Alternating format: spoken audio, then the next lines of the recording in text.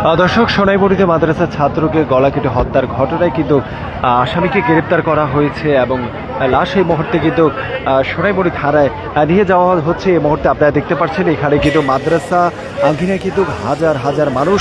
তারা কিন্তু ঘটনাটি ঘটেছে গত রাতে কিন্তু ঘটনাটি ঘটেছে। এই ঘটনার পরে যে মাদ্রাসার ছাত্রকে জবাই করা হয়েছে, জবাইয়ের পরে কিন্তু মাদ্রাসার শিক্ষক প্রাথমিকভাবে যে গেটটি আটকিয়ে দেয় এবং পুলিশ এসে প্রথমে যে আসামি তার গায়ে রক্ত, হাতে রক্ত দেখে কিন্তু চিহ্নিত করে তাকে গ্রেপ্তার করে এবং এই মুহূর্তে কিন্তু লাশ থানায় নিয়ে যাওয়া হয়েছে। আপনারা দেখতে পাচ্ছেন মাদ্রাসা আগে কিন্তু হাজার হাজার মানুষ এই মুহূর্তে কিন্তু ভিড় করছে সেই সকাল থেকে। আপনারা যারা দেখছেন এই মুহূর্তে ভিশন 24 সঙ্গে রয়েছি আমি হুসাইন মাহমুদ। এখানে যে বিষয়টি আমরা একটু আপনাদেরকে ক্লিয়ার করে বলছি, যারা এই মুহূর্ত থেকে দেখছেন দেশ এবং দেশের বাইরে থেকে, সোনাইমুড়িতে মাদ্রাসার শিক্ষার্থীকে জবাই করে হত্যা।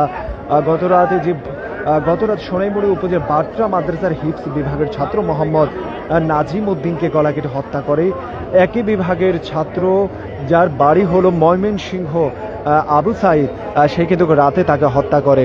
এবং যে বিষয়টি আমরা জেনেছি গতকাল বিকেলবেলা মাদ্রাসার যে সিসি ক্যামেরার যে তারগুলো সেগুলো কিন্তু কেটে দিয়েছে। আগ থেকে সে কতটুকু প্ল্যান করে হত্যা করেছে সেই বর্ণনা কিন্তু সে দিয়েছে এবং 4 দিন আগে একটু চাকু কিন্তু বাজার থেকে কিনে সে মাদ্রাসায় রেখেছিল এবং সবাই যখন রাতে কালকে ঘুমিয়ে পড়ে তখনই কিন্তু নাজিমের গলায় কিন্তু ছুরি চালিয়ে দেয় আবু সাইদ। চালার পরে কিন্তু চিৎকার করে উঠলে যে হুজুর ঘুমিয়ে থাকে একই রুমে কিন্তু আরও 10-12 জন ছাত্র কিন্তু ছিল, মাঝখানে নাজিম সহ অবস্থায় ছিল। যখন তার গলায় ছুরি চালানো হয় সে চিৎকার করে উঠলে হুজুর সে প্রথমে যখন এই অবস্থা দেখতে পায় তিনি দরজা নক করে দেয়।